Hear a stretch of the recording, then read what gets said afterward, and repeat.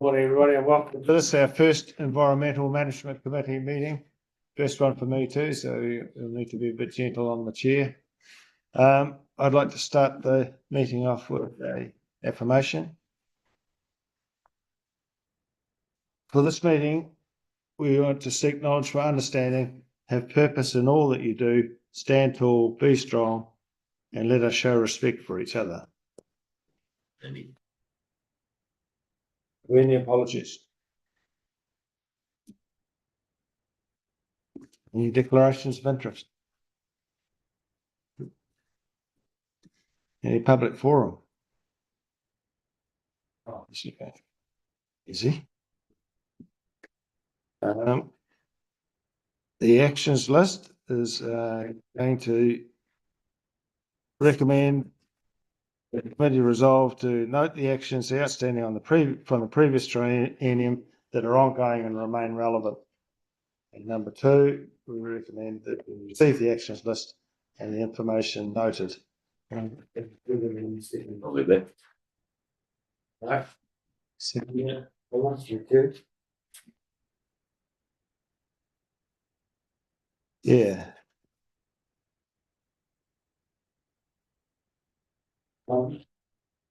This is a phrase that I can do it verbally.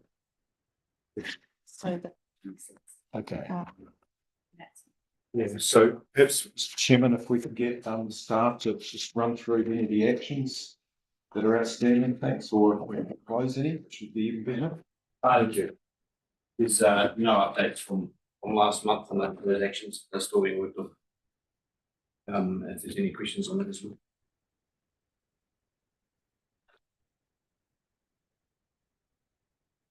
Are you able to give us an update on action number 2? Number 2? Yep, please. So that's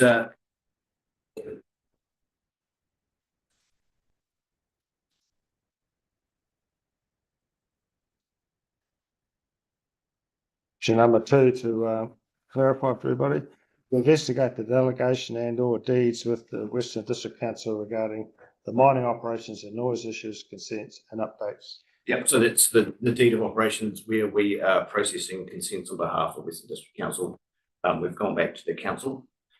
Staff are still discussing that at a higher level, but we have had no movement on that. Okay, thank you. Any other actions that need discussion? So just on that first action point was around the flood bylaws. That's still being worked on. We're just working out on refining setback distances from assets. The third point is around our standardised conditions for alluvial gold mining. That's ongoing. Those conditions are nearing final, but we need to have some deal with the industry to get that workshop sorted. So that's still ongoing. True. Number 3, yeah. Covered it? Yeah, about the gold mining. Is there any questions around that?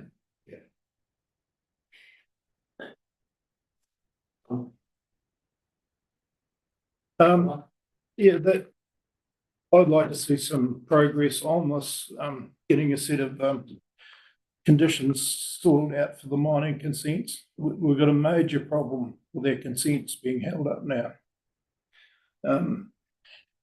The gold mining industry has been here at the last run is about 50 years. We should have a very simple set of conditions. We're not reinventing the wheel. All we're doing is washing a bit of gravel and discharging water. You should get it down to a very basic consent and get them issued. But they're taking years. I see one of the consents in here has taken 2 years. And you've only processed 12 mining consents in 3 months. Now, the gold today, price today, is over $8,000 an ounce, the GST. There's a lot of gold out. There's a huge potential. And this council is actually holding the coast back because you're not processing the consents. But I'll talk more on that when we get into the further into the papers. that I would like to see some progress done on getting a set of consents sorted out for the miners to get them all working. This 2 years is not acceptable. Thank you. So through you, Mr. Chairman, can I just say that one of the barrier or hold-ups that we're experiencing is that we wanted to call a meeting of industry miners to work through those standardised consent conditions and we tried 3 times to pull together a group and 3 times it's failed. So Councillor Birchfield, if you could assist in getting a group to come together to work with us, that would be very, very welcome. Thank you. I will do that. And I've heard your criticism before of the other consultants, but they reject that.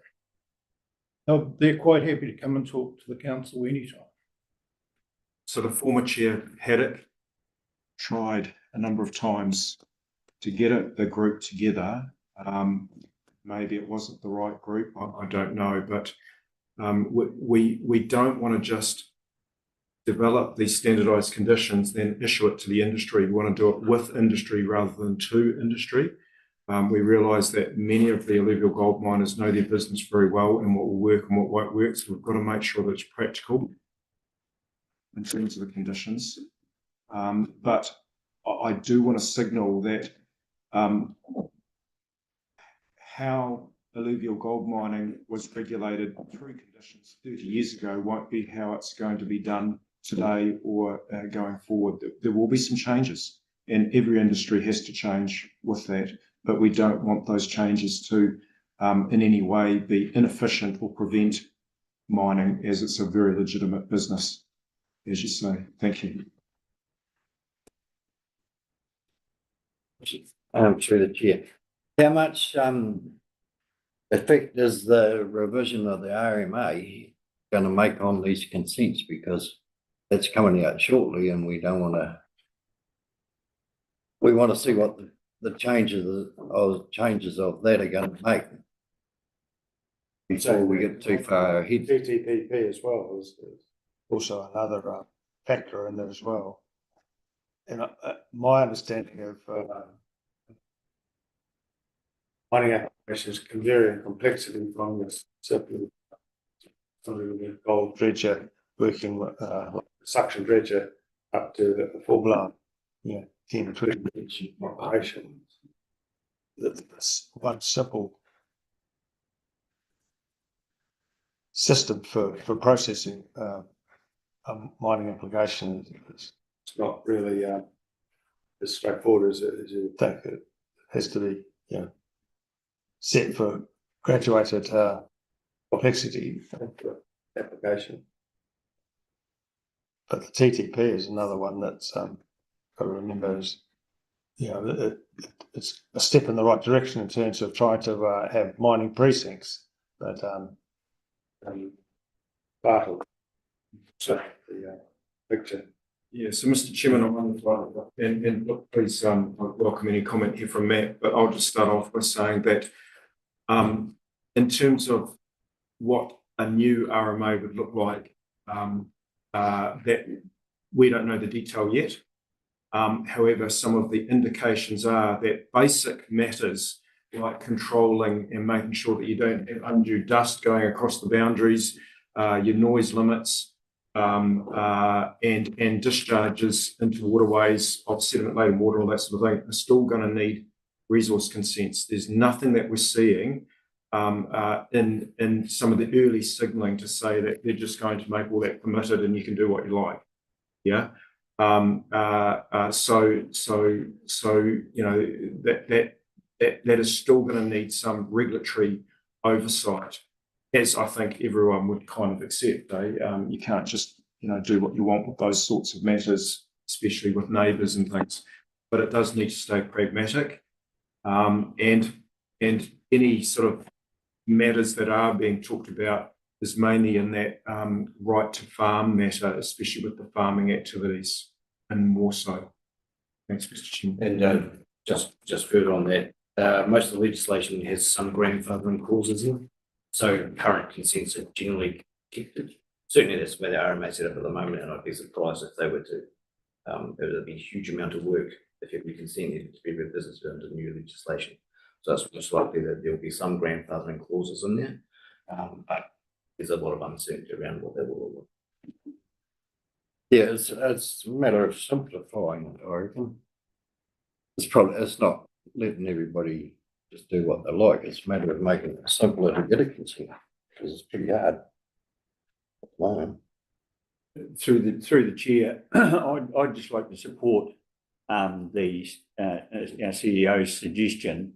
I think the suggestion is that we try and get leaders in the industry together with our council and work through some pragmatic clauses and pragmatic consenting arrangements that do what they need to do in terms of our responsibility, our statutory responsibility, but also listen to the industry and see what the industry's concerns are, because it's only by working together, ourselves and the industry, that we're going to solve this issue, which appears to be a continuing one. So definitely support the suggestion that we work together, try and get a group together from the industry and the council to work through this. Would that be an action point? That sort of is an action point on number 3, isn't it? Arrange a workshop with interested parties. Isn't that the action point we're talking about? Yeah, but it might actually be on ongoing working group to work through. It seems to come up quite Regularly, yeah, since 6th of May, and I think we finally need to do something about it, and it might be as much an industry responsibility as a council responsibility to. Mr. Chairman, I'll make a comment.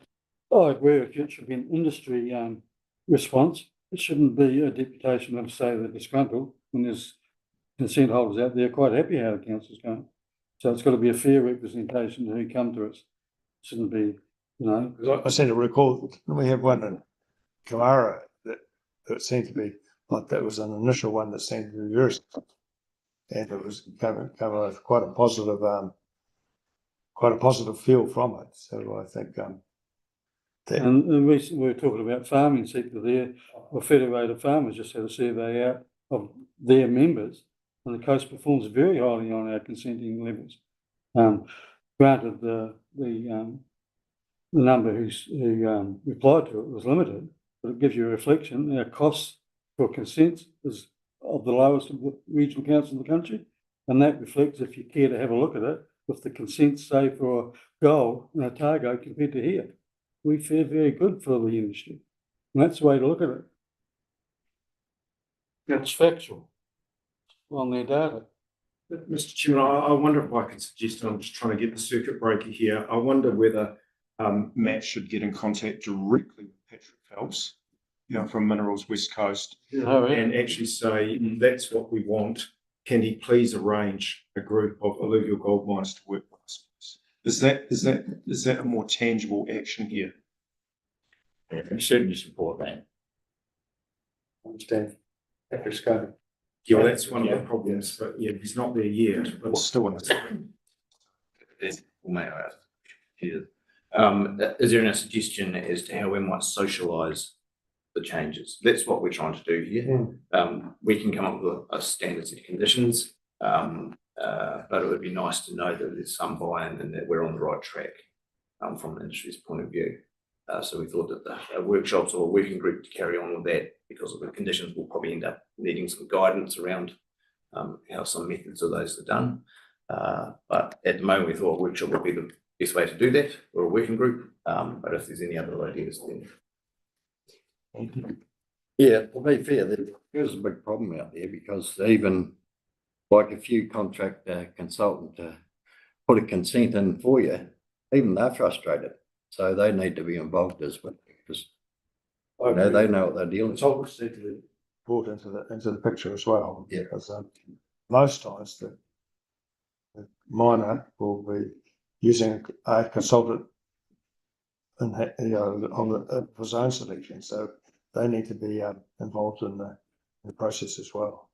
Yeah, this is, sorry, the conditions are at the, sort of the end of the process, and I think what you're talking about is guidance at the start of the process, which is certainly would be very helpful for getting processing through from our point of view as well as everybody else's. Okay, but Mr. Chairman, what I'm hearing there is what we're proposing is a working group to work with us, but it's what you're saying and what I'm hearing is going to be a mix of alluvial miners themselves as well as the consultants that are helping them construct that. Yeah. And again, what I'm proposing is that we contact Patrick Phelps and ask for the industry to nominate who they would be. I'm looking at Councillor Birchfield here, actually. Councillor Birchfield, do you think that's the right course of action? Yeah, you're starting to listen, but it's not only the miners that are having issues with consents, it's even affecting the council itself. Your contract up at Westport's held up because of you trying to get a consent through. You've got a general problem getting consents through this council. I've picked on the miners, but I think the whole thing needs a good lift up. Okay, so we'll start with the mining one. Yeah, just in front of I'll us. go with that. Okay, thank you. Yeah, thank you. Is it worth setting a time frame on that by the next quarterly environmental management committee meeting? So it's not another action that stays there for a few months? Is that reasonable? Sure. How about yes, it is reasonable. How about we try and expedite that reach out to Middles West Coast to get this going? If in the interim for the next meeting and we are still finding that we're not having a lot of luck, I think we'll come back and talk to the chairperson to see what we might be able to do there. Would that be right, Mr. Chair? Yeah, no, absolutely through the chair. Because of my involvement throughout my legal career in the mining industry, I'm happy to be involved in a working group in terms of working through these issues that the mining sector is indicating. So very happy to be part of any working group dealing with this issue. Look, I'm sure the industry is going to be pretty keen to get involved. I'm sort of an agony aunt for the industry. Everybody, just about every day, I've got people complaining to me about your process, and the consultants are right on top. They're dealing with it, and I'm quite sure if you ask them to be involved, they would tell you, because they're certainly telling me all about it. So, Thank you. yeah.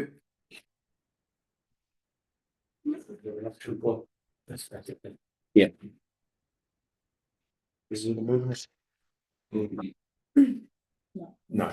Because that's actually quite number three. So we'll update action point 3 to the new harvest discussion.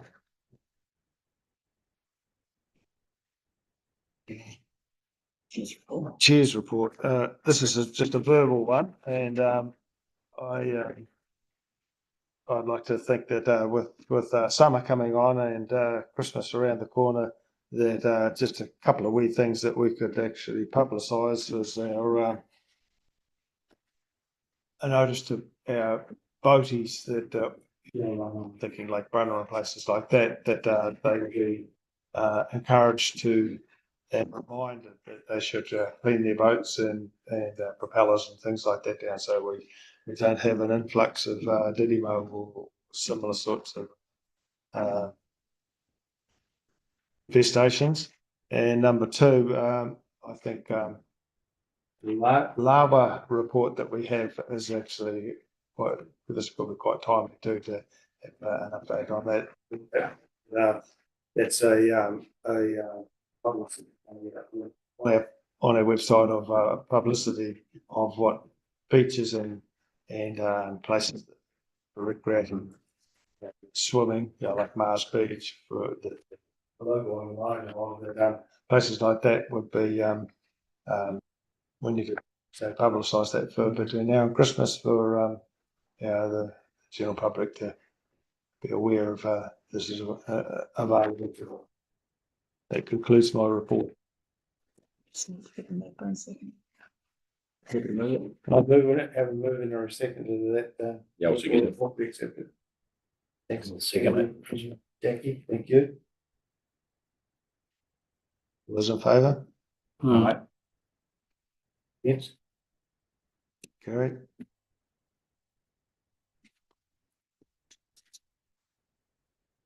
Item 7.1, the quarter biosecurity report. It's recommended the committee resolve to receive this report as 7.1. It says, notes the progress on the annual biosecurity operational plan. And I can move it. Second.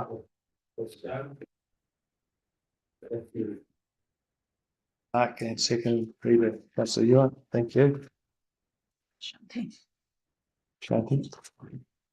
Yeah, I'm happy to give a bit of a brief overview. So the operating plan is just outlined here for your comment if you've got any.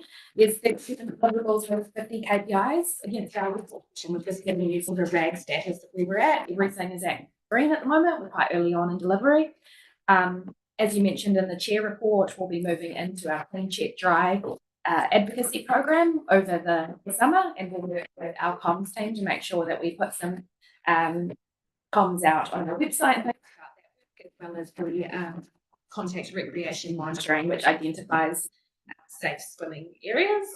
A couple of things just to note in the report, we're still finding quite a lot of our eradication species woolly nightshade up in the Buller region. So I've provided a bit of a photo there for you and just highlighting that this is sort of an economic impact weed that can impact farming, livestock, things like that. So a high priority for us on the coast. The other point of interest there is just our work on carrots feather. And there's a sort of a before and after shot there, which really shows how that weed can pop out waterways and actually result in some flooding. So some awesome work by the team there. You see sort of really clogged up waterway and then the waterway control. And lastly, moving down, the weed that I just wanted to highlight that we're working on is Asiatic knotweed. Significant economic pest that is spreading across the coast. It's not currently listed for control in our RPMP, but we are looking at different ways to contain that. We had biosecurity managers from all 6 regional councils in the South Island visit us a couple of weeks ago, and we took them out to see this. It's an eradication species or exclusion species across all of the other councils, and so really they're quite worried sure that doesn't spread into the regions. So it's really good just talking about that inter-regional, how do we work together and reduce pathways of spread.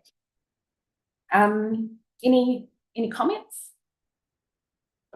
Through the chair, just being the first operational report we've received as a council, it's nice to see the traffic lights all green.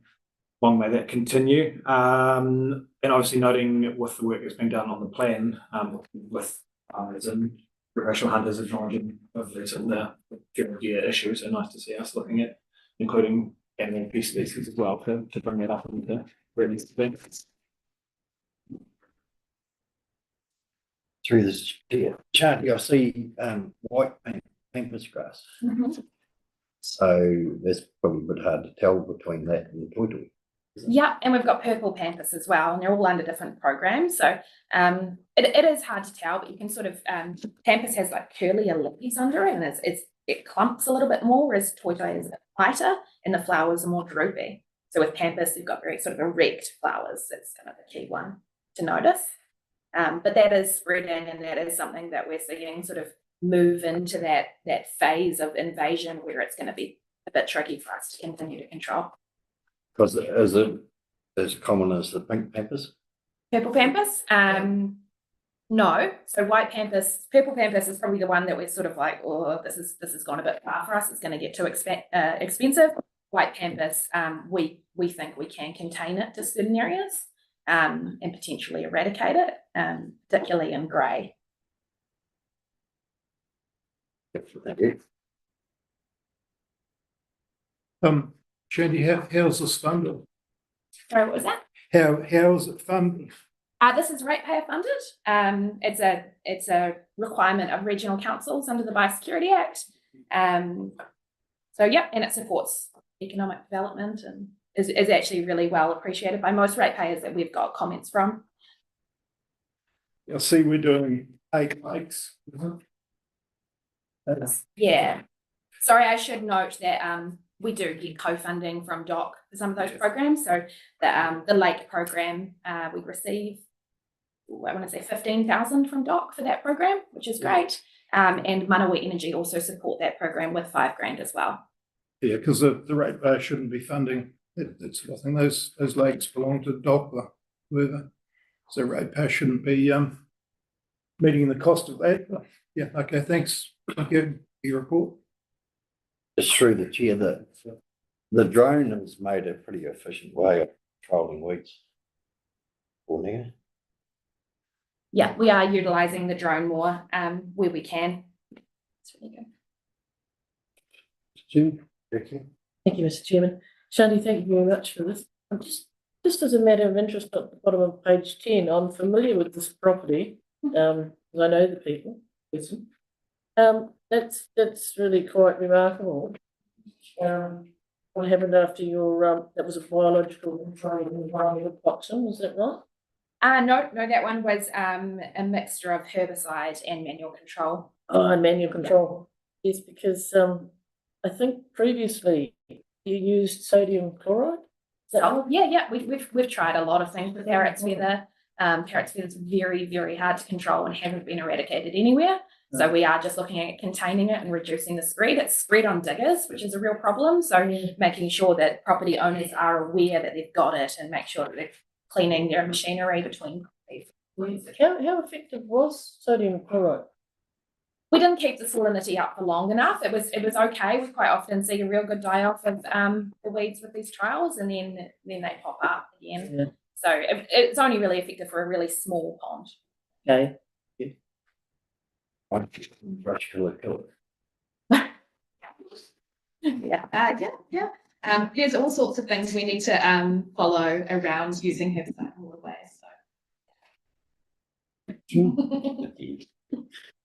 Just with a lot of these sites, they are lakes, they are on the DOC estate. But if it's a mandatory requirement that we do it in Wellington, it's a mandatory requirement, we do it. If we want change from that, Wellington's got to change the legislation. And we might pick up and say we don't want to do it, it's costing ratepayers. That doesn't come into the equation. It's a mandatory requirement, it's our statutory function of a regional council to follow the legislation. Thanks. And I should just say as well that the RPMP sets the rules which are based on community priorities.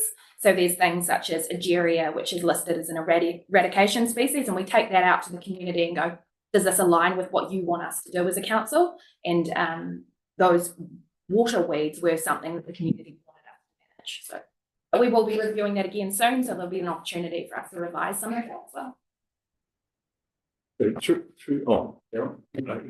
Shanti, is a good collaboration between your team and the biosecurity space and DOC? Really good, yeah. So we meet quarterly with all of the rangers across the coast. Yes. So under the Biosecurity Act, we have a regional leadership responsibility. So each council kind of has to pull it together and go, okay, what's the big picture? All our stakeholders, how are we making sure that we're effective in pest management, as opposed to other organisations which just look at land tenure. So DOC does a great job on their land, but we need to look at the bigger system. Yes. And so those stakeholder meetings are really great for that. DOC's really, really. Thank you. Yes, thank you, Mr. Chairman. Councillors, I'd just like to make some sort of more strategic comments around the work that Shanti's, great work that Shanti's team does in this space. And the genesis of a lot of this work of biosecurity in the regions, even under the catchment boards, was about direct primary agriculture. That was where a lot of it came from. Now, it has been broadened out to ecological, environmental sort of threats, but the genesis of it, and many of these weeds are a direct threat to our primary agriculture in New Zealand and on the coast. And as Shanti has foreshadowed, we are about to embark on a full review of our regional pest management plan. And what we have to do through that process, and I think it's time to reconnect again, just like we had discussion with the illegal gold mining before, we have to reconnect with our primary sector. Federated Farmers, Western Milk, and other parts of the primary sector. And I actually think that we've got to get almost another working group going here as we work through the pest management plan revision, because so much of this is about production and primary sector. The recent media coverage that we've had, or is having, in the communities around animals, which is not in our plan, and we're kind of odd person out on that around the country. Look, and to speak to Councillor Birchfield's point, if we were to add animals in, well then that's a whole new area of work. Where's the funding coming from? Okay, and because you've got to magic it up from somewhere. Now, in most other regions that I'm absolutely familiar with, is this then starts to talk to a targeted rate. Yeah. And we've got to have that conversation with the primary sector, actually. And so look, I would note that as ospreys start to pull out from the coast, as we're getting TB, thankfully, under control, that does leave the gap and the as we talked about this morning, Councillor Ewan, the prospect of the feral animals, the ungulates, really exploding because there just isn't that control going on, albeit for 1080, but sorry, for TB, sorry, but for as the TB, as an osprey pulls out, well, just right, really. So there is a big conversation coming up, and again, this isn't just a conversation that the staff should have with the primary sector. Councillors are a conduit between this organisation and the communities, and we're going to need some involvement here. And it's great that we have Councillor Campbell, who's a dairy farmer and knows all the issues associated with this, but really connecting us into the primary sector and into the communities to have this conversation going forward, because you have a role here. It's not just the staff doing this. We need your help going forward. Thank you. Excuse me. Oh, Alan first. I'd just like to flag my opinion on this. I don't think it's a role for the regional council to be getting into animal control. It's 85% of the land area, and a lot of these pest animals are coming out of the dock government land. It's up to the government to sort it out. This is not a burden which should be putting on the ratepayer. We need to stand well clear of this one. At the moment, don't our vector services tender for some of the control, so that's funded by government directly, because they tender for it as a offshoot of our organisation. There won't be enough ratepayers in the West Coast to control the pests anyway. We'll start. And just getting back to weeds through the chair, like we got to, any new weeds that come in, we've got to identify them and be on them, mate. We can't let them get away. Yeah, try and eradicate them before they become a monstrous one. It happened to ragwort back in the 50s, 60s. Nobody knew what it was. Just took off, all the farmland was yellow. So, Mr. Chairman, can I just concur with Councillor Birchfield? I 100% agree. There's got to be a massive conversation with the government and Department of Conservation around ungulates, as there has been on both sides of the ranges around the tar populations and those sorts of things, which Department of Conservation actually did get away quite substantially. But by the same token, it works both ways. So I actually agree with Councillor Birchfield. The majority of the ungulates are coming out of the conservation estate down onto the farmland, and you can't just address them. The reverse is there isn't weeds coming out of the conservation estate. So that works both ways there. Yeah, thank you. Just to carry on from that, what Daryl said, Department of Conservation, just in the last few weeks, they've more or less flown the white flag. They're out of control. They haven't got the financing. So we want to, right at the outset, have a real hard discussion with the Minister of the Department Because if they're not getting finance, they're getting cut back every time the department. Well, 25 years ago, 30 years ago, there was a couple of bolts at Punakaiki. Now they can't go dear. Well, something's got to change, and it's up to the government. Dump the money, or we scrap dock and we come up with another pest destruction board or something, and the government fund it. Because that's how serious the problem's going to get from where it is now. It's a problem. It's going to rapidly trend upwards. Village on the farm stuff. There's one part of this we're missing. Now, if we go back to the 70s, we didn't have any problem with pests at all. And it didn't cost the taxpayer 1 cent. So you've got to go back and have a review of that. And there's our solution. The venison industry before 1080. Simple. And all us fellas that are probably over 50 know that. There's a few of us. Through the chair, I support what our CEO is saying, that we as a stakeholder on this coast, as the council, need to have a conversation with government. We need to be supporting proposals or having a conversation with central government about the issue.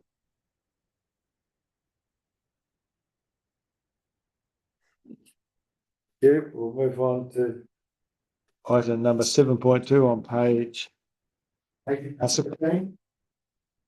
And that's the catchment coordination program, quarterly report from Shanti. The recommendation is that the committee resolve to receive the report, note the progress in growing regional impact of the catchment coordination program. Now we'll move in a second, please. Thank you. Councillor Ewan. Yeah. That's nothing.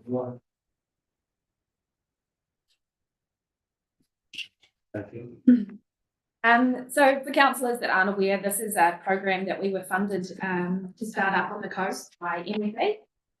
So they provided us 1.5 million over a 3-year term to support the changes to the freshwater, potential freshwater package essentially. And we, through that funding, we hired 5 people, which is great. That funding does run out at the start of sort of next year, about March. And so we will no longer have funding for those staff unless we make a decision to ratepayer fund that work. So the team's provided a report there that shows you the impact that they're having. Really, it's about a non-regulatory approach to supporting landowners and industry to look after the environment. And you sort of alluded earlier about the Kumara meeting we had with miners that was done in the catchment group as well. So supporting industry to understand how to work with process. And these people are sort of engagement specialists, but also have environmental knowledge as well.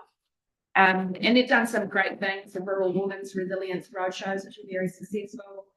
The work up in Kawakiri planting program, so that again directly relates to areas where we're seeing poor water quality. So if we're saying, hey, we've got a bit of an issue here, as opposed to going straight to regulatory and going, you need to do something about it, so how can we support you as farmers at a catchment scale to address those problems?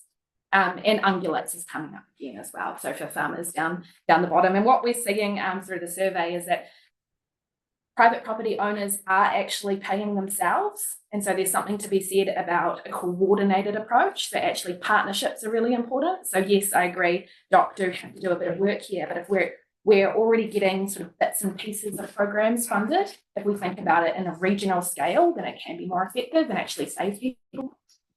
So that's worth considering as well.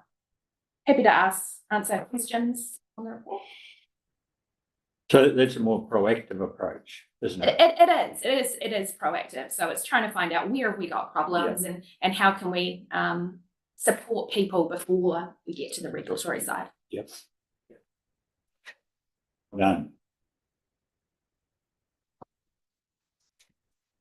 Mr. Chairman, I wonder if I could just comment here. So, look, we can keep these staff going probably through to the end of this financial year to 30 June. And as part of our annual plan discussions on foreshadowing, there's a big decision coming up for you as councillors, whether we can afford to continue on ratepayer rather than third party, revenue from Ministry of the Environment afford to fund all or some of this activity going forward. And again, all of that talks to rates pressures, but in all other regional councils that I've ever worked in, and this is going back right to the 90s, they've all had teams of these sorts of people that go in and advise and work with, so that you've got another lever rather than just the compliance team, and go and, talk about, non-compliance and infringement notices and all those sorts of things. A lot of the times people just need a bit of a hand up and some advice and collaboration across the catchment, particularly in the farming area, etc., around environmental goals and that sort of thing, is a far better way of actually achieving the outcome than threatening people with compliance, say, if they're not complying with their consents.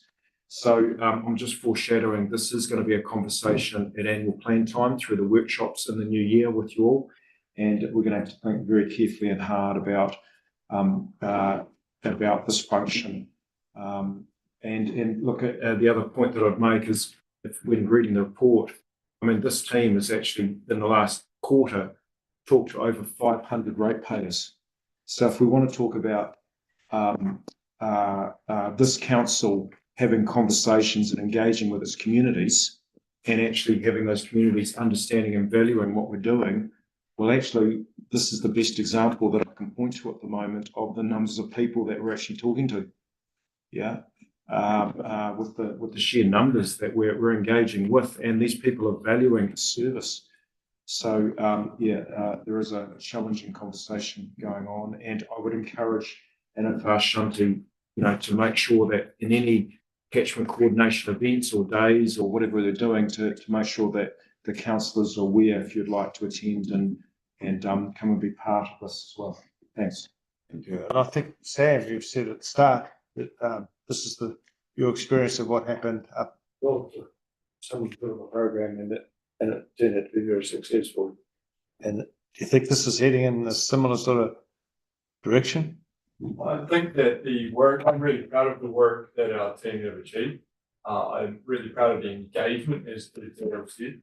The thing that is limiting is you've got some really good people on the West Coast there. Keeping them on the West Coast with uncertainty of employment moving forward is something that will probably need to be addressed. And the other side of that is operational dollars moving forward. Our teams brought in just under $40,000 of additional outside of region funding for these programs. But in every other region, there's a natural heritage fund that supports operational delivery on the ground of this work. So I think that's one thing. If you have the right people in these roles, you'll be able to leverage any small investment that you give from bringing additional operational dollars to maximize the amount of work. I see it's on the right trajectory for where I can reach. Chair? Yeah, I think this proactive approach through the support is really good from a relationship point of view as well, from the council point of view, rather than being reactive and involved in enforcement. And it goes back to what we were saying and Peter was saying earlier on about NZTA. If NZTA are not putting the rock on the approaches and the approaches of the bridges get washed out, there's a far bigger problem. Whereas if we're proactive and help people to get things right in catchments right up front, everybody's a winner. And we're certainly a winner in terms of relationship with our community, for sure.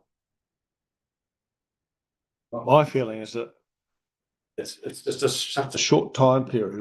We just need another 12 months to bed it in, because it takes a wee while to get acceptability in the community. And I think June next year is, it's a big ask. And if we could talk be into another 12 months would be huge if we could do that. Are there other funding sources like that we as a council could tap into? I'll defer to Sam on that one. Sorry, I'm sitting here really excited. There is a really exciting opportunity. So the government has committed to funding through MPI for catchment collectors. And that's due to come online from June next year. So when this funding phases out, there's potential for a region-wide catchment collective to take up that mantle. So whether that sits within council or external to council, I think that's the transition. We're looking at multi-million-dollar project for a catchment collective on the West Coast. So I think that there is an opportunity in there. It's MPI central government. And can I say, councillors, that's really consistent with what this government is signalling in the RMA reforms. They want to pull back on the regulatory stick as the way of managing for outcomes and water quality and those sorts of things, and you know making that whole RMA simpler in terms of that regulatory box. But at the same time, what Sam's talking about, it's a very deliberate attempt to invest in those catchment non-regulatory initiatives and having skin in the game from the government in that as a way of achieving the outcomes. So we watch this space because that's not a done deal yet. You've got to remember that the landowner doesn't necessarily own all that repairing strip, but he's expected to pay for the whole lot of that. Especially down the Wanganui. Yeah. Thank you, Mr. Chair. So we, Vote that, second of it, then we Second it. I think we haven't moved on to second already. So we'd like to move on to 7.3 now. Quarterly natural hazards update, and that's from Shanti on page 22. The last one from me and my team. This is just giving you a bit of a snapshot on what we've been working in the natural hazards space. I've got Chris Cameron, our principal natural hazards analyst, on the line as well, if you've got specific questions for him on greater level of detail. But the key work there is really meeting those LGOIMA regulations around the provision of natural hazard information and improving our accessibility to that for our communities. So things like summaries of reports that are easily digestible as opposed to having to find things through these big technical documents.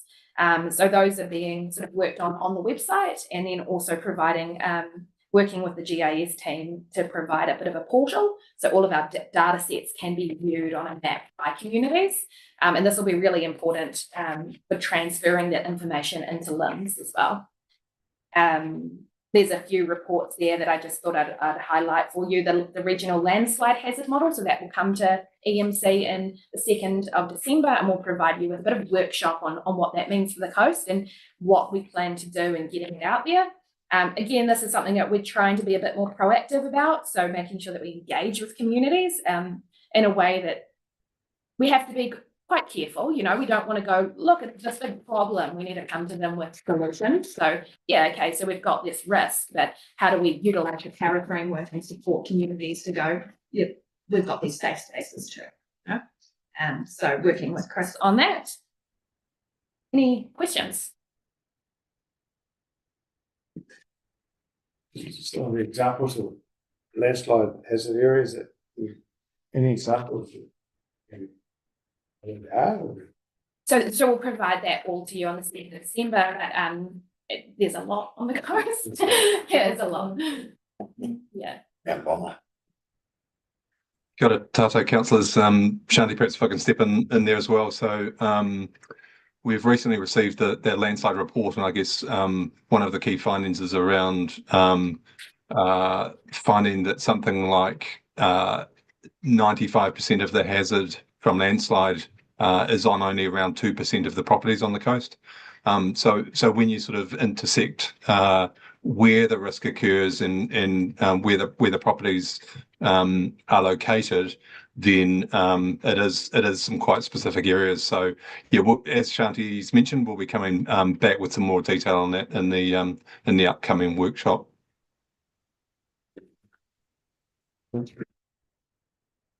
Kevin, I wonder if I could make just a concluding comment for me on this paper. So council in its long-term plan, decided to put some more resource into this area. And I personally think that was the right thing, given the hazard-prone nature of the West Coast. And while that stat around only 2% of the properties landsliding, a recent stat is probably more than any other region in New Zealand. Some of our properties are flood prone. So I think well over a third of our properties will get flood waters over them in a 100-year event. And that puts us right up there in New Zealand with flood impacts on properties. It's imperative, really, that, and this is what the government has found, we've got to do better at doing plain English interpretation summaries that public can understand, so that when they are looking to buy a property, they can fully understand and comprehend that the property's got to be, get flooding across it or landsliding or whatever the hazards may be, so they can make an informed decision around property purchase or indeed property value. And we play a critical part in that around Section 35 of the Resource Management Act. And the intention is under the RMA, new RMA, that's going to be strengthened as well. So this government is very intent, particularly after Cyclone Gabrielle and the Auckland floods, that we've got to do better at making sure that people understand what areas are hazard prone, and making sure that we plain English say what that is, and we don't just throw at a poor layperson a highly technical natural hazard report, which they just can't understand and shouldn't have to, actually. And critical to that is the limbs. And there was a stat a few years ago, councillors, that only 40% of property transactions in New Zealand were informed by limbs. So so then it's a surprise of the property for those that didn't, and they get flooded the next day or something. So, but we've got to do better in this area, and I'm very pleased to have Chris on board. We've got a summer student as well, which does complement our existing hazard analyst Sharon, who's been with us for a wee while now, and we're redoubling our efforts in this area to get all this information we've got in order, and I think it's a good thing. Thanks. Through the chair, Darryl, in terms of having that information available, another big issue is making sure that people are aware where they can get that information, how they access that information. And it even occurred to me listening that in terms of the legal profession, how informed are they, and how informed are they and aware of the information the regional council can provide? Because they are big assisters in terms of people buying property, so they need to be aware.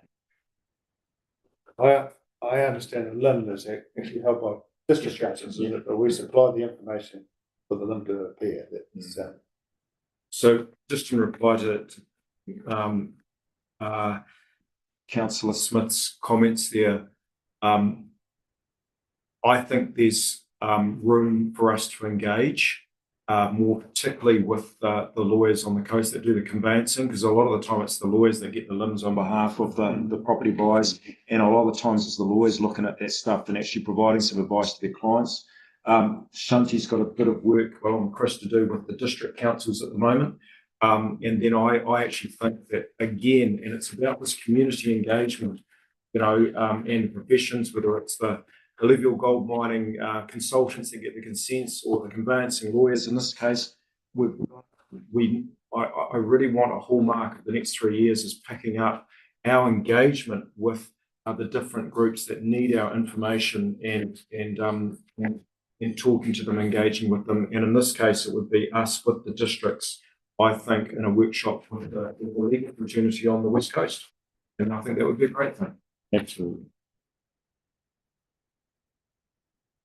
Well, through the chair, on page 23, the third bullet point at the bottom there, I can fully understand the Hokitika need to have a technical report on hazard management.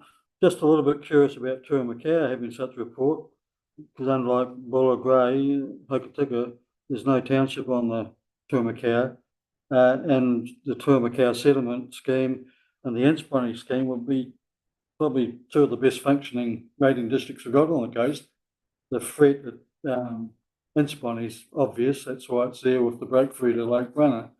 But I'm just a bit puzzled with why such a report will be for the Tuamakawa when we have focus on other rivers where there is townships. If you follow. Wouldn't the report say that there is no problem? Oh, sorry. So it's the Taramako reach into exactly what you were talking about, that hazard that actually impacts grey. Yeah. So the modelling that we're doing is how would a breach scenario potentially result in the Grey River flooding more and impacting the town? There are historical reports that have been done on just that. We're just going through. So it's the modelling is actually assisting Michael's team in terms of what sort of infrastructure might we need to do. Is the current infrastructure suitable to prevent that issue happening? So you're saying it, and it's better like go to and down the term, like around Parker and down the sort of thing. Yeah, okay. I just had a query there to the chair. You know, the LIMS report, do you get that on a section or is that after the house is built? No, you get limb reports on any block of land. Doesn't have to have a house. Yeah. The limbs are available for any property, any land. Yeah. Because really what they got to do is stop building on flood zones. Sorry. Thank you, Mr. Chairman. Through the chair, my information, well, our information, by the public is that the insurance companies are informing this just as much as anyone else, but for potential property owners, current, because we've been warned that, you know, some properties are going to be uninsurable.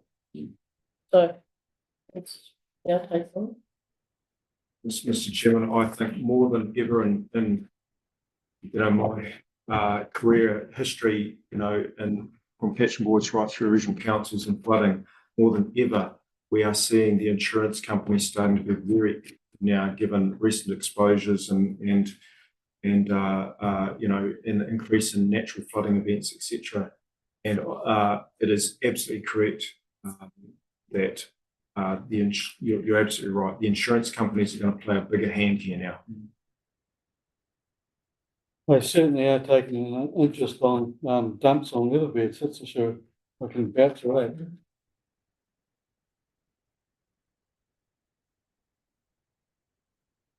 Okay, but okay, move in a second that report, we will receive the report and note that the government release of a national adaptation plan potential impacts to council. The county, the committee resolved to receive. Yeah, it's taken in. Thank you. Right. Aye. Next item was the 10th quarterly report. Matt, on page 26, it's recommended the committee resolved to receive the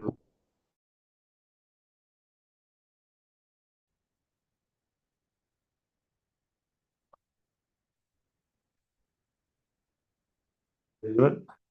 Yes, good.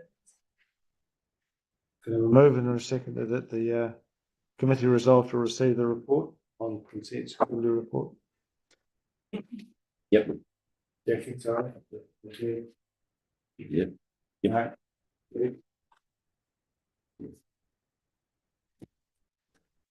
Okay, for discussion. Oh, sorry. Matt. All right, we'll give you a bit of a summary of the consent quarterly report. This is from July through to September. Some key highlights: 78 applications received, 41 decisions granted.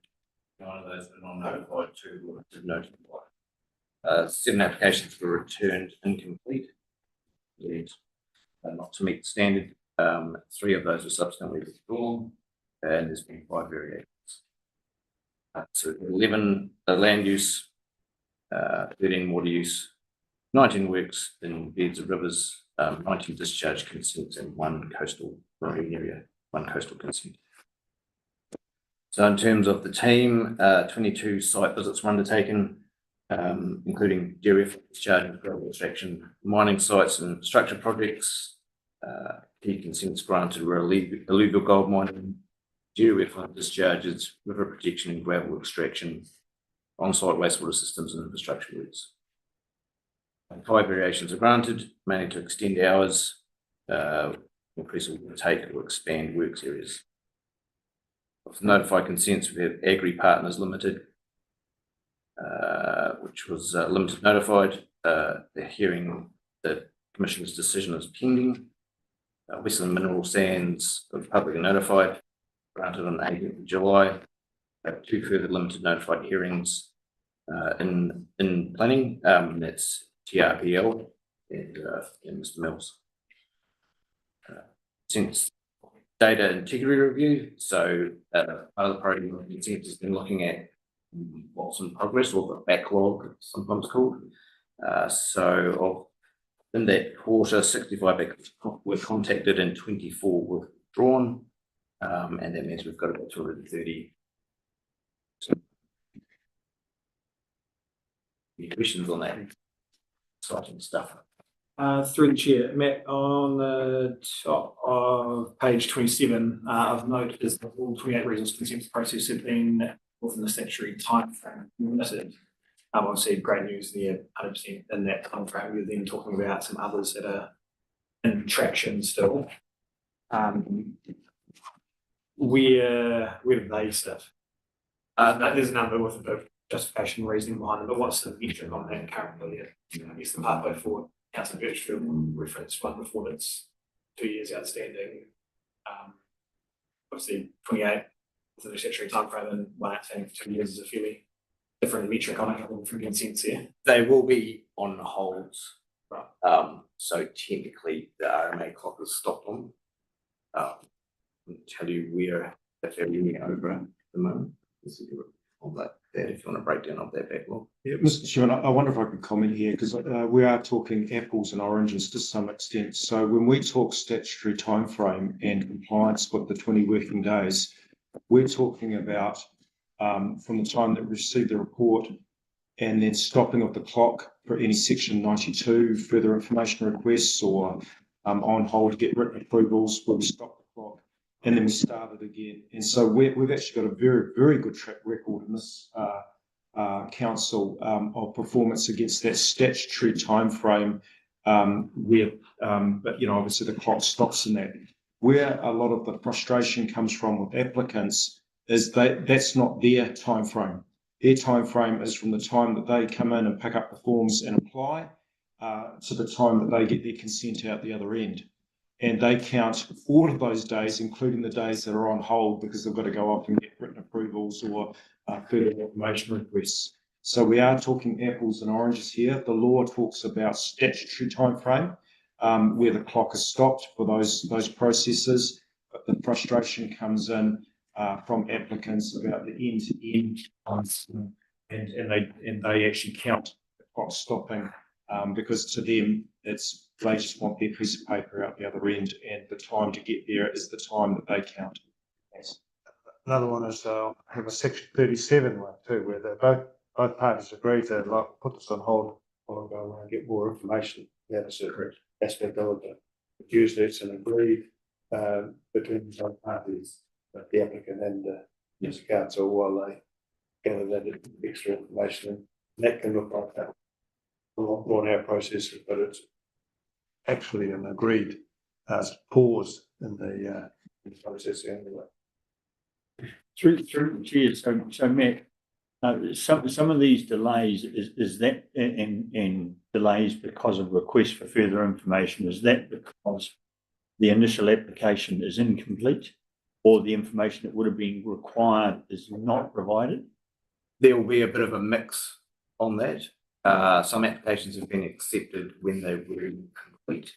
Yep. And so section 92 has gone out, or there'll be some applications where information was provided, but on further investigation into that some further information is required. So a bit of a mix there.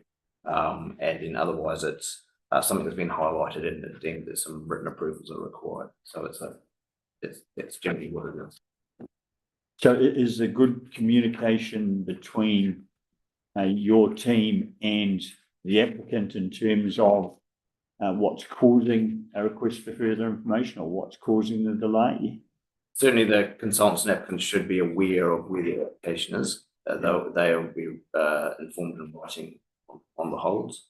Right. So yeah, but as part of this consents data integrity review, there is a bunch of applications that have just been static or sitting there in some cases forgotten about by the applicants. So we're going back through those to make sure that we can get them moving, get them off the books. So yeah, what needs to be.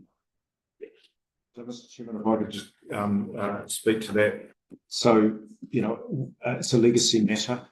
We've had probably started with a couple of hundred consents that have been on hold, some of them since 2012.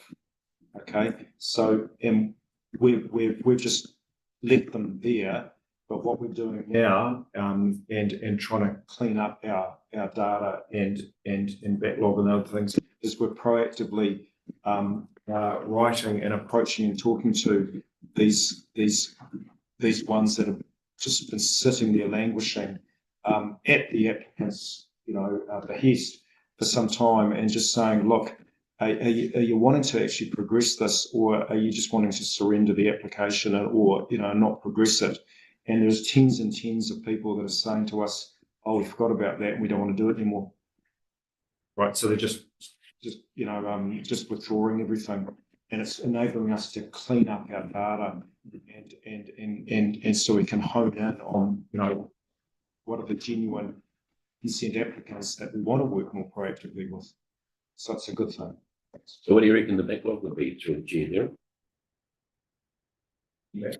There's about 230 active all up, so we're talking about 180 That that are old. Yeah. Old. Can we take it up on that after a report on that, please, Matt, so we get some more information on that? Sure.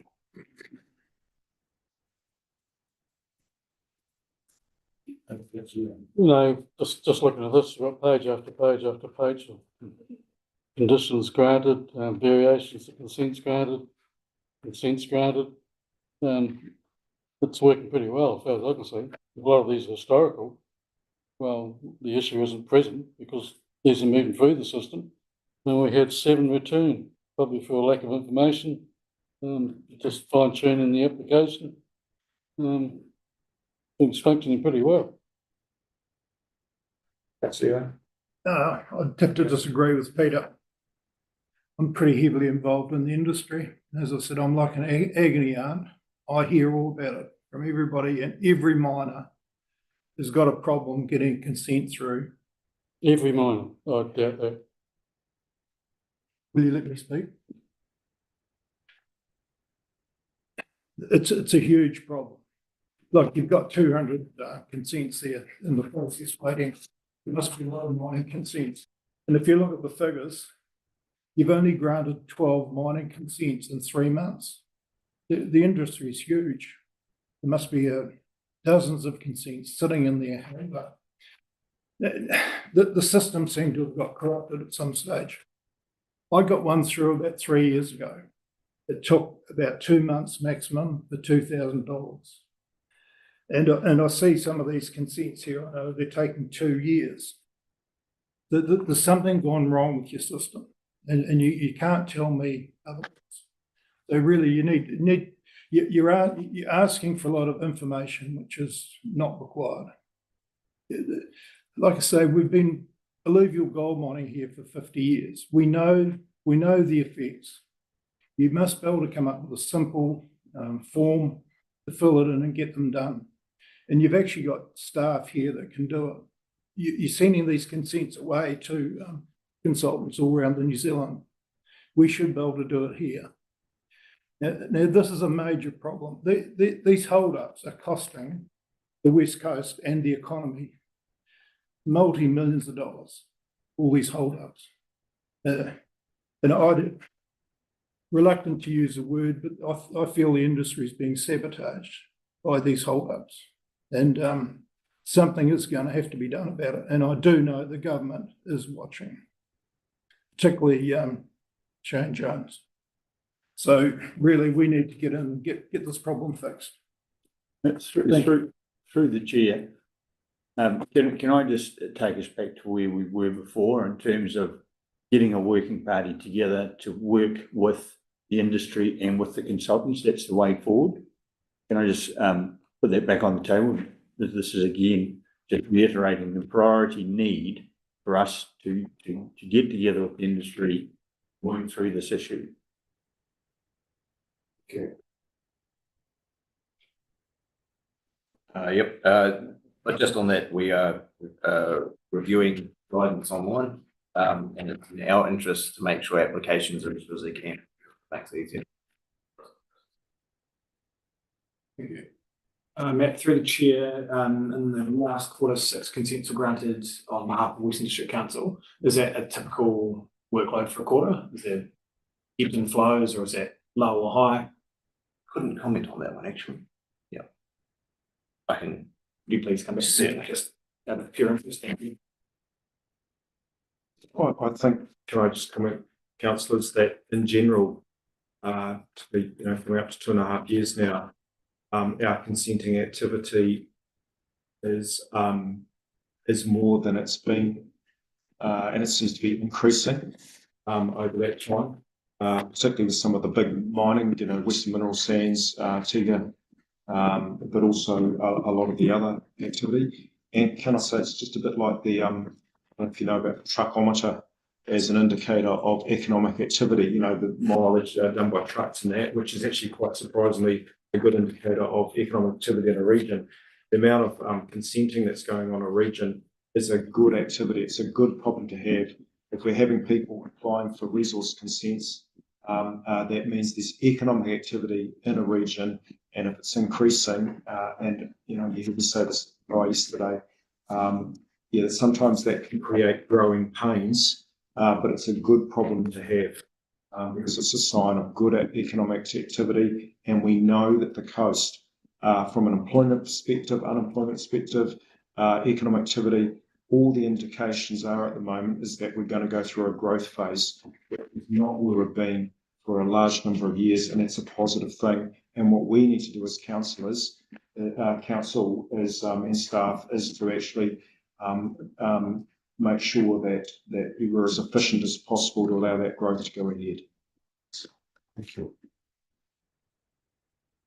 So just to recap on that, then, so there is to be a working group set up to meet with the miners and consultants and some members of the council present, Alan, or just all staff? What would you like to see? I'd be happy to be involved. Yep.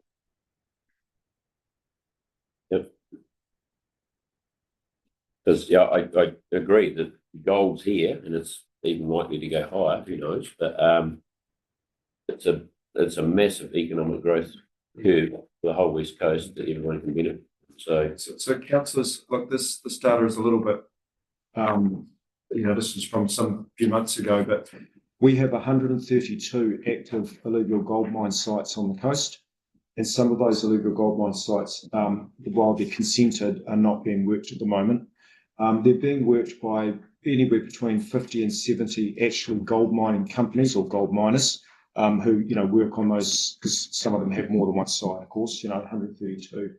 What I think you're interested in is at any one time, and in this monthly report, how many illegal gold miners are seeking new consents or variations to consents, and are they actually being processed efficiently, although the board is in the Gold Miners Court often to meet the basic standard under Section 88 of the Act of a acceptable application, and then to follow up quickly on their 92s and those sorts of things. But I'm hearing that you want to keep track of, particularly in the illegal gold mining, on any quarterly basis, how are we tracking on that in terms of processing that. But what I would say is, with 132 illegal gold mining sites already consented on the coast, some of them that aren't worked, there is a large number that's already consented and out there.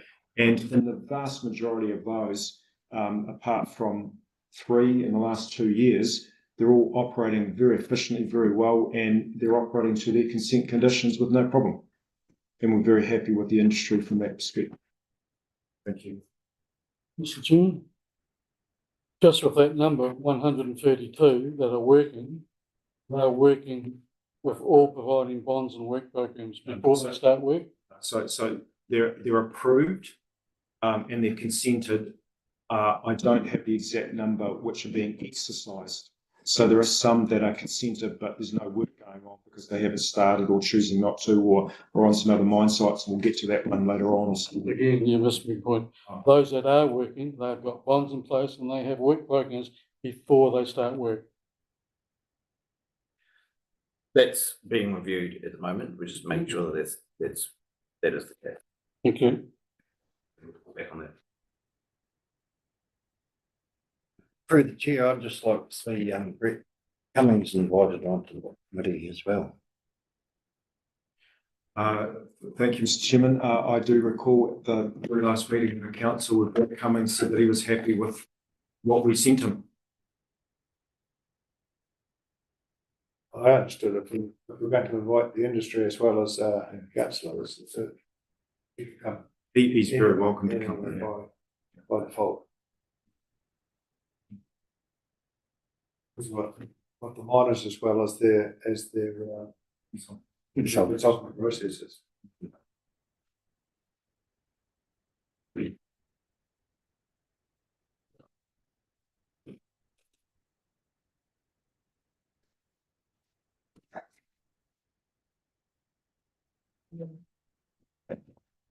Item number 7.5. That's 38. Is the compliance monitoring quarterly report. It's recommended that the committee will receive the 1st of July 2025 to the 30th September 2025 report of the compliance group. No removing a second for that, please. That's you. You're gonna Second that, Chris.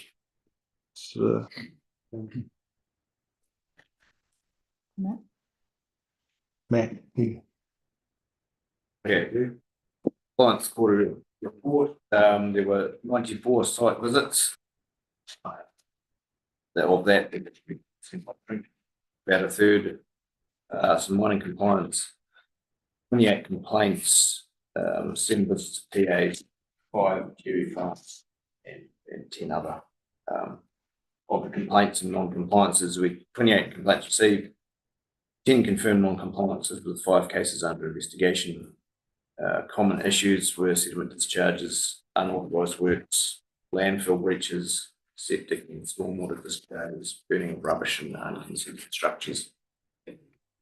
Action taken range from enforcement education to ongoing investigations. So we had some forestry sediment discharges, coal mine discharges around Blackpool, landfill breaches, domestic culvert diversion, industrial discharges and dust complaints. Several cases still being investigated, including sediment discharges from mining operations, and there's in Humphreys Gully and Waimea and Blackpool. Gravel extraction in Lyme, creek diversions in Dobson, sewer odour at Nakaiki.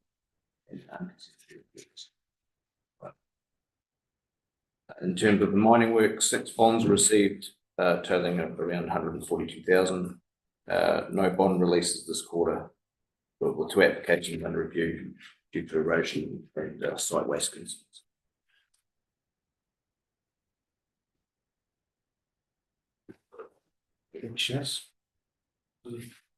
Comments?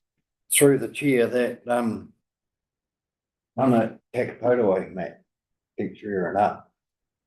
And it's sort of the Navy's feud and Yeah, we're still getting to the bottom. that fellow rang me and he's having issues with the field officer. So if you might change him, I don't know whether you can or not. And yeah, and they've been having issues for a couple of years, Daryl, haven't they? You know, the one I'm talking about. And I think, I don't know, I think half the trouble or half the problem was, the district council's problem with the sewage systems.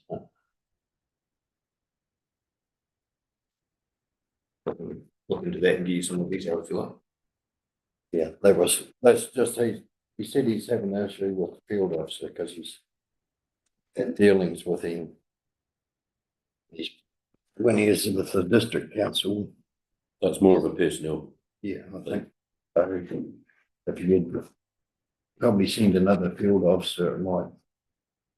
Well, yeah, get rid of the problem. That's fine. Page 44, just a query. 13, and all credit to Snowy River for self-reporting. But I'm just a bit puzzled. 600 litre spill of liquid substance. Well, it's hardly going to be potable water, is it? So what was it? I don't know, sorry. Could I find out, please? Certainly.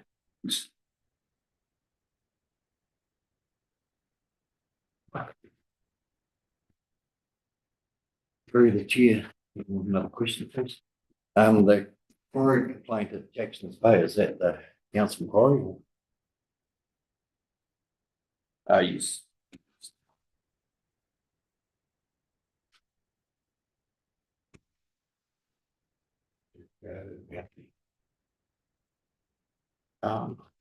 Exactly the details.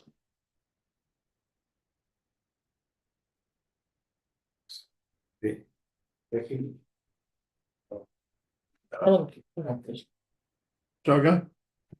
Okay, I just Ford Creek. Ford Creek has historically been contaminated, going way back to the probably 100 years when the state mines were working there. There's discharge coming out of the old underground mines, so Ford Creek is never ever going to be particularly good, but anything really. So I don't really see how the council should be getting too carried about that. Before Ross started up there, it used to just run orange. So that Acid mine rusty drainage. stuff that comes out. Is it acid mine drainage? What's that? Is it acid mine drainage? Yeah, probably whatever it's coming out of the mines, the old Blackpool mine. So I don't see that. And if anything, the mine up the top that's discharged fresh water down into it. It has actually cleaned it up more than anything. We still do receive complaints. Oh, I can imagine. But it's never ever going to be any good. You Recognise that there is a lot of works going on in that catchment, and there are some significant challenges regarding discharges. We're working with Boa to work to try and achieve best endeavours. Thank you. Thank you, Mr. Chairman. Just at the bottom of page 39, in regard to Ogilvy Creek, there's coloration into Ogilvy Creek and also into the head of Lake Annabelle. Just wondering, what is the nature of the discharge? Sorry, Matt. No, it's wrong. I'll have to get back to you. Says the matter was closed. Says the matter was closed. That's the article. Yep, but we'd still like to know what the nature. Well, we had a few calls and a few rumours that it was diesel or, but that would have been easily recognisable, wouldn't it? I think councillors in future, I think, Matt, it'd be good to bring the compliance manager, and have them here and the consents manager during some of these sessions, because there's a lot of, delving down into some of the detail. We want to try and provide that to you, and a lot of it can just be short circuited if we have the relevant manager sitting here during these items in future, and hopefully they're across that detail. So thanks. I think that would be a good thing to do.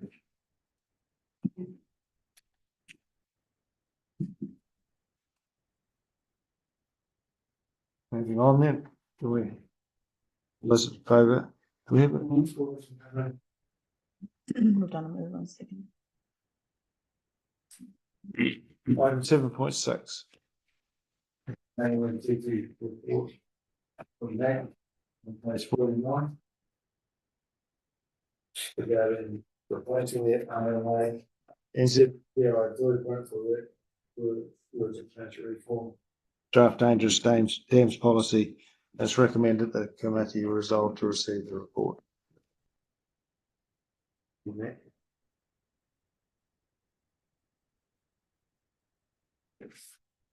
So just an update on the RMA reforms and plan stop.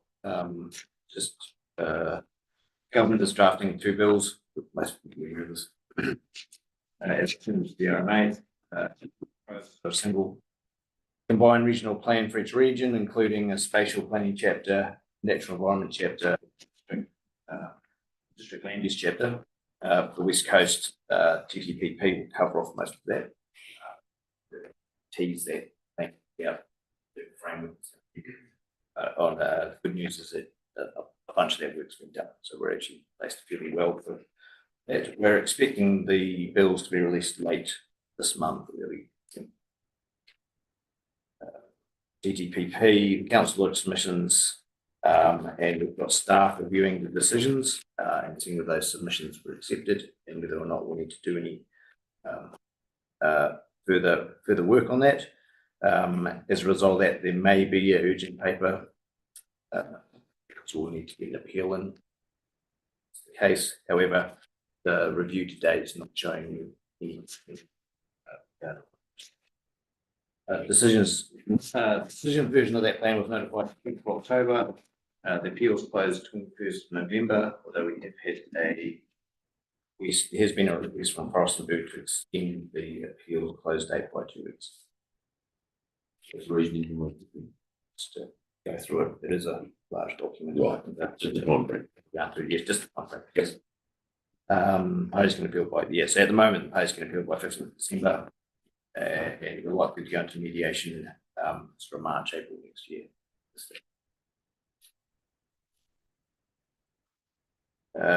Dangerous dams policy. So this has already been presented to council. There's a policy update to align with building dam safety regulations. And the outlines principles, the functions, priorities, and heritage dam considerations. Consultation ran from 18th July to 12th August. 2 submissions received and 1 submitted which is to be heard. So we're looking to have that submission heard by the in December. So that there and that policy has been amended, so you can reflect yourselves with that policy. Regional pest management plan, as we were talking about earlier. So the early review of the current plan, which expires in 2028, that's due to the increasing pest animal issues. At the moment, the plan only covers plants. Things like deer, goats, pigs, geese. Review will consider expanding the scope to include the animal pests, and update pest plant programs, and discussion documents being prepared for feedback. On transport, total mobility, the assessor eligibility has been expanded beyond GPs, so that upon health organisation staff can assess that for these services, expanding the uptake program. Conclusion of that. Thank you. I'm a little bit interested in the draft dam policy itself. You got it intuitively any idea how many dams we're talking about? No, I don't. But that register is being worked on at the moment. We've got some dams on the west coast. There'll be some large that forms their criteria that will apply to. So, Mr. Chairman, I have asked Matt, maybe next month if we can, and I will consider the dangerous dams policy next month and hear a submission. But just a recap paper on the whole dams regulatory environment around dams, our shared services with Environment Canterbury, and what our involvement is, and what the numbers are looking like and how many dams we actually got. So just as a reminder, just dams that hold back water, dams also hold back tailings, and that's quite a feature on the West Coast. And there is a whole regulatory regime around dams that largely emanated from, if you recall, in 1997, the collapse of the Puha Dam in South Canterbury, but also some other historic failures, and bringing it up into international best practice around dam engineering, which the successive governments have supported. And this is just, the regulatory giving effect to the regulatory environment here, and we were due to update our policy. So, but a more fulsome update paper on everything to do with dams, how it all works, and what our involvement is. I think would be a good refresher. Rude Chair, Matt, for lack of good terminology, can we tease out your comment around needing to tease out the TTPP further with the change to the RMA? Are you seeing that as like KPIs or small line changes to that, or are there chapters that you think might be missed? They're all in ahead of the legislation being released. It's more that at the moment it's combined up into a bit of a spatial and zoning chapter, whereas that will be pulled out into a spatial layer in zoning chapters. So it's more, the information should be there in most cases. And it'll just be and so it's just a matter of reorganisation as opposed to it. Exactly. So the work, it's a new plan, and it's not like it's unlikely that there'll be some work required to update. Thank you. So again, Mr. Chairman, I'd like to comment here. And we talked about this, for the last few years. The one plan that we've now is out for appeals, sets us up better than any other region in the whole of New Zealand. I'll put aside the unitaries because that's different. And all the regions around New Zealand are thinking what a mammoth task they've got in front of them to do one district plan. So could you imagine being in Canterbury and having to do one district plan and trying to coalesce all the districts in the region together to do that? We've done it, and I think that's a credit to the team. So we're largely there in terms of what the government is wanting to redo the Resource Management Act on and do this. But there is some spatial planning and other elements that we're going to have to do, which are additional, but we're nowhere near being at not even off first base like all the other regions are, and having to contemplate doing this for the first time. So that's 6 years worth of work to get to the point that we are now. We're now actually, in compared to any other region in New Zealand that's not a unitary, we're ahead of the ballgame. And it's going to be a lot less painful for us to now shape it up into the new Act than starting from scratch. So that was a very good process from that perspective. And we always knew that was going to put us in good stead with where it was going to head, even under the last government. Just on the transport, total mobility, we got over the line. Hiccup with the printing, but that was out of our hands. And I'd just like to bouquet the staff involved for this was pretty rapid to get it over the line. Mr. Mike Nolan, come and talk to us, in the wheelchair, and a couple of other people. So, very pleased, and there's some good comments back to me from a couple of them. But no, they've never expected to get it done so quick. So well done.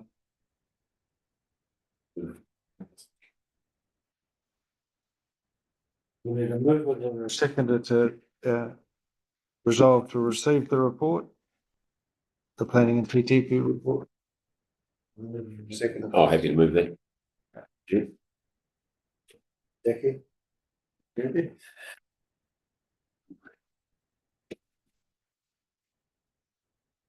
Any items of general business?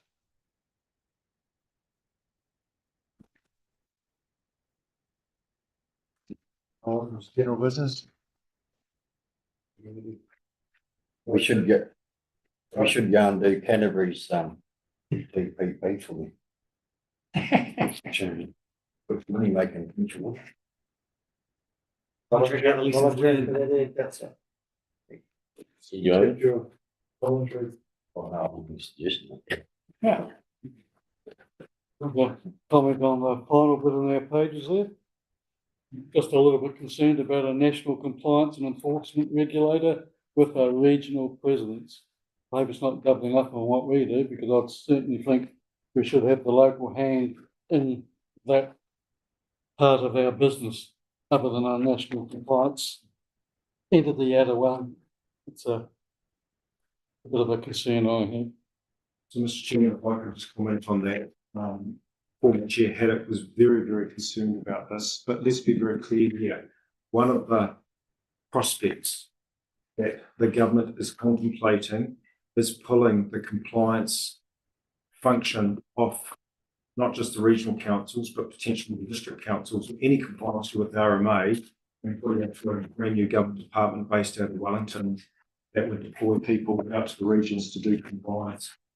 The former Chair, Councillor Haddock, was deeply opposed to this, as indeed many around the country are.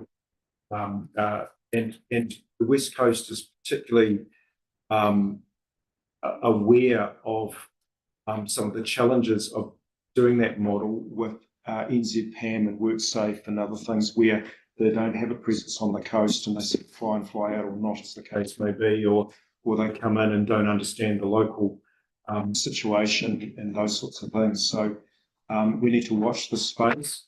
It is a serious discussion that the government or some of the ministers involved in environment and the environment are contemplating, and that is that the government department of Wellington will take over all the compliance, all the resource management.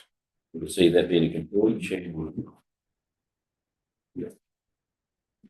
Environmental Gestapo.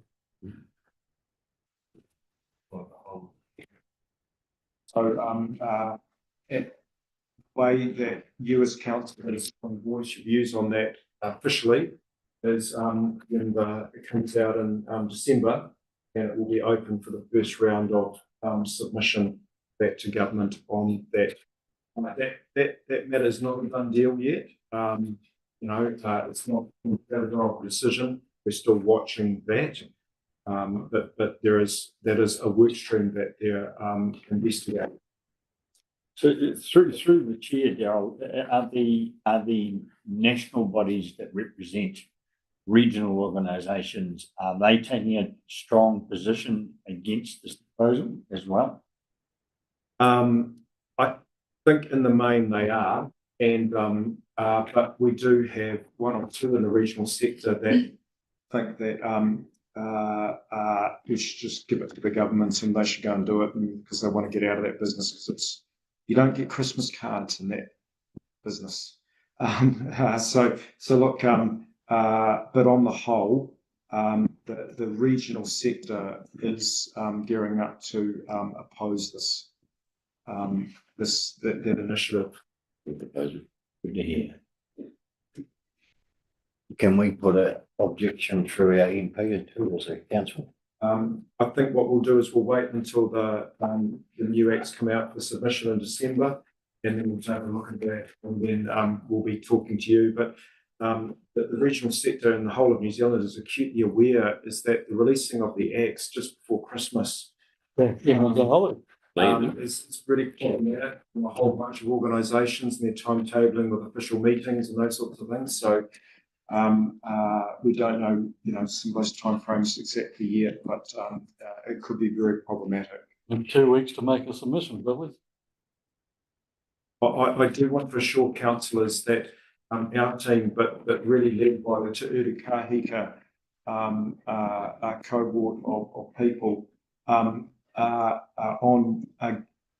on noticing gearing up, and they are knowing that we probably have to work over Christmas on this to represent the views, and they're accepting that, and it's all arranged and programmed because we're anticipating this. I should ask a dumb question. What's the theory behind this whole restructure? There is a thought that that it could be more consistently applied as a compliance function if it was nationally controlled. And perhaps there is a thought that some, and some of the examples I've heard is mainly in that district councils, that maybe some of the, compliance in some parts of local government is overzealous or not balanced, and wanting to control it and maybe pare it back somewhat. What I would say to that, though, is there is some truth to that. So there could be some national standards that the government put out, but we could still do it. Still do it. But what I would say is the government does need to be careful here, I think, because while this coalition government is in place and that's what they're wanting to run it as a national function, if that national function stays and then there is a change of government with a different philosophy, well, it could actually swing back to another place. From here in the place you're saying. Yeah, so be careful what you wish for is what I would say. Yeah. And different places are unique. Oh, totally. East Coast, West Coast. And last comment, sorry, councillors, but and just looking across to Councillor Birchfield, I'm sure that Minerals West Coast would be of intense interest if the government was going to do something like this in terms of the compliance that would happen on mine sites. I've got an open mind on it, to be honest. I'd probably would have to maybe consider government do a good job. Becky? Mr. Chairman, I was just going to remark that I think central government are doing the old trick, which is they'll chop your leg off and then they'll just chop your foot off and you'll feel lucky. That's how they operate. Time for statement.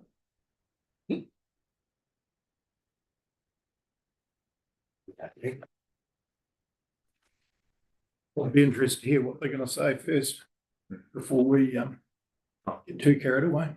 How they're going to do it. What is it? So, close the meeting. Any general business? No. No, we had general. Thanks, everybody. Yeah. Hold on. Yeah. Never get.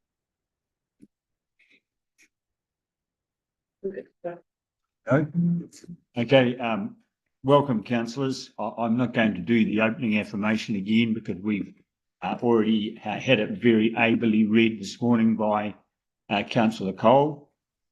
So any apologies? No apologies. Declarations of interest? Public forum petitions or deputations? There are none. Confirmation of minutes.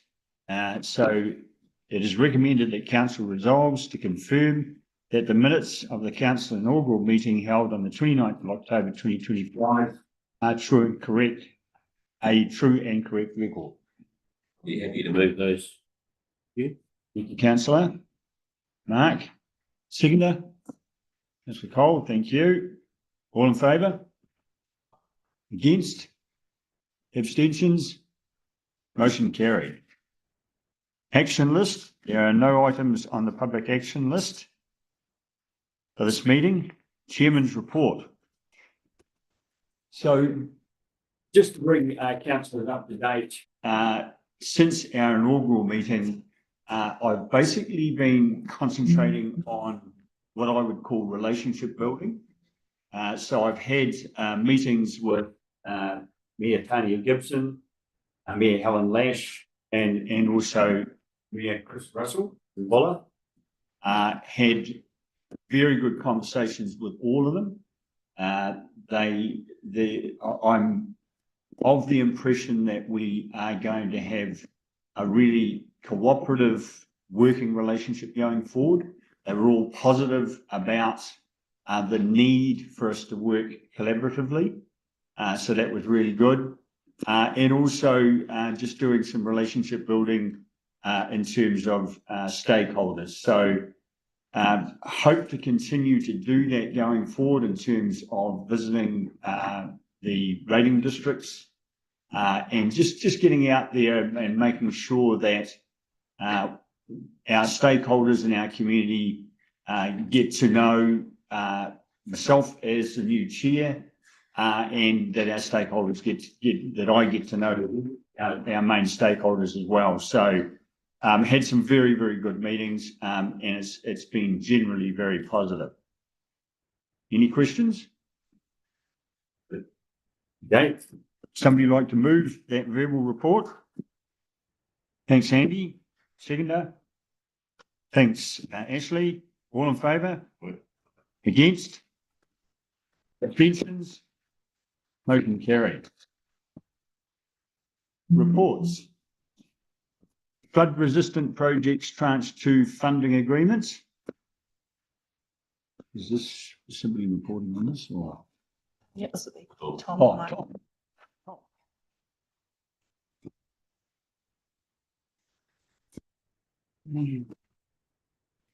Morning, councillors. Good to see you all. I think you're all by now aware that we've been successful with our bid to branch 2 of the regional infrastructure fund for flood resilience projects. So the purpose of this paper is to update you on where things are at with those projects, present the draft contract, i.e. the funding agreement from Kānai to you, and request that the delegated financial authority is given to the CE to sign the contract and authorise payment claims. So I'll just talk to this at a relatively high level and then open up for questions. So in summary, what we've been offered here, it's a grant, co-funding, 60-40 split, 60% Crown, 40% local share for Greymouth stages 2, 4 and 5, plus replacement floodgates at Preston's Road and either side of Sawyers Creek on the railway tracks, and a top up in the budget for stage 3. So this is great news in that it allows us to finish off the 2 projects for those 2 major towns, and increasing the level of service on both those schemes that were initiated as part of the Infrastructure Resilience Group projects in 2020. The project budget for each is 4 million, so 2.4 million Crown and 1.6 million local share. As far as the contract itself is concerned, essentially the same conditions as for the contract we signed for tranche 1 for Green Stage 2, with a little bit more emphasis on broad outcomes, i.e. workforce development. There's a little bit of discussion and negotiation going on between individual councils and Kānai, and that's all been funneled through the Royal Manager's seat with support from Te Rakahika. From our perspective, I don't believe there are any particular issues, so there are things for us to bear in mind. So key points are we do need to have shovels in the ground this construction season, so that's this summer, and I don't envisage an issue for either of these projects on that front. We do need to make sure that we have the construction and payment milestones set out better than we did for tranche 1 in the contract. That's caused us a bit of grief. We were a bit overly ambitious on that front, and so that's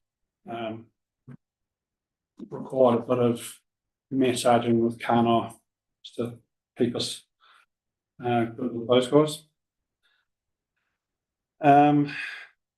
The time frame for the development of the workforce development plan that's required under the contract is not going to work for us. That's required within 2 months of signing of the contract. Now, where we're a few months away from going out to market and awarding the contract to a physical works contractor, clearly that doesn't line up. Okay. So they're open to discussion on that, and we might be able to get an extension of up to say 6 months on those lines. And I think most importantly for you guys, both communities have been kept abreast of our approach here and have endorsed that approach. I'll open up to any questions for that. That target's pretty ambitious, Tom, isn't it? For 2 months to get a workforce development plan in place. Yeah. It is a little, which is why we're opening up a discussion with Kanoa on that, and they've indicated they're willing to consider that. Okay.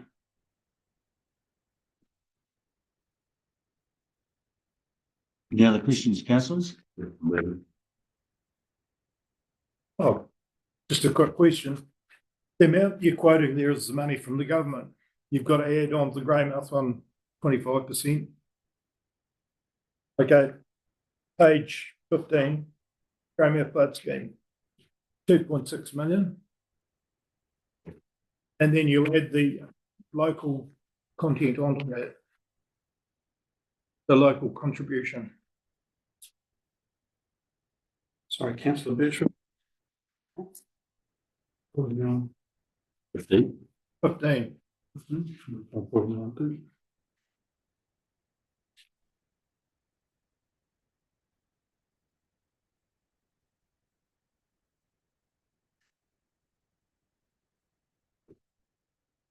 Whereabouts are you? The first paragraph, background. Yeah, it's further through on page 49, explanation. It's all good. Thank you. Yeah. Any further questions, councillors? Yeah. Well, you've got it here on page 49, the cost of it, haven't you? 2.6 million. Is that the total or the government? So the contribution.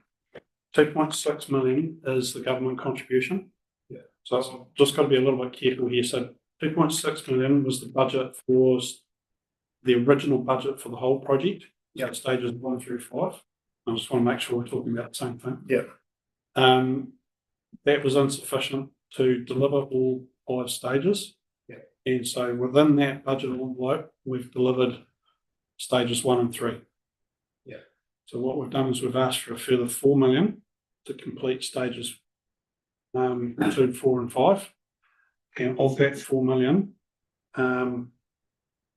we are 2.4 million from the Crown and 1.6 million from the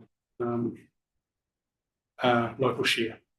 And so what that would do then, Councillor Birchfield, is take the local share for all 5 stages from 658, I think it was, for stage 1 and 3, plus 1.6 million for stages 2, 4 and 5, total of 2.5 million. 2, 3, 5. Yeah.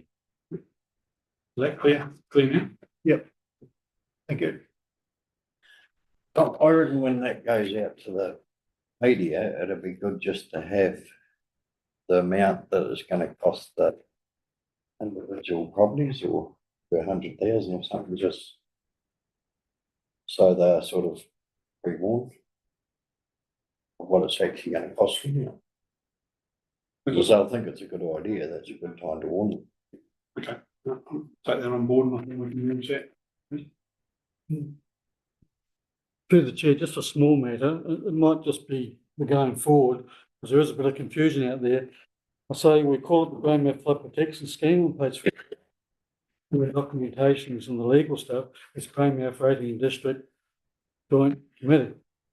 Should we make it one or the other, because people are going to be cross purposes here, because people do know there's a Greymouth Joint Flood Wall Committee, there's a third one, and just to standardise somehow, we could.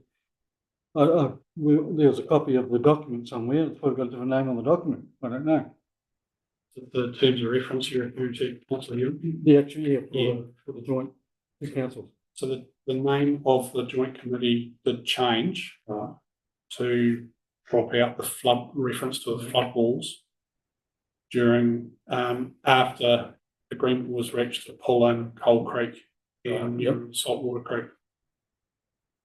See, we've still got it in this document here, Graham, we have flood protection scheme, Whereabouts have we got that? page 48. It's not the formal word that you've just said, but it infers part of the old name, see? Graham, flood protection, first paragraph, in the background. And I might be pedantic, I don't know, but there should be some standardisation, I think.